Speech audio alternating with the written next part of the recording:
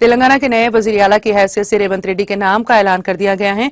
Congress high command ने रेवंत रेड्डी के नाम को वजीर आला के तौर पर मंजूरी दे दी है। कांग्रेस की कौमी जनरल सेक्रेटरी के.सी. वेणुगोपाल ने दिल्ली में वाक़ AICC हेडक्वार्टर में मीडिया से बात करते हुए तेलंगाना के वजीर आला की हैसियत से रेवंत रेड्डी के नाम का सरकारी तौर पर ऐलान कर दिया।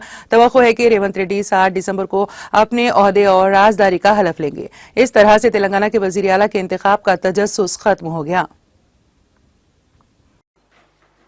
Noon, Mr. D.K. Shivakumar and Manikrao Dakre ji has given detailed report on their observation about the CLP meeting. After considering this report and with the discussion with the senior leadership, Honorable Congress President decided to go with Revanth Reddy, our PCC President, as the new CLP of Telangana Legislative Party. Revanth Reddy is working as the PCC President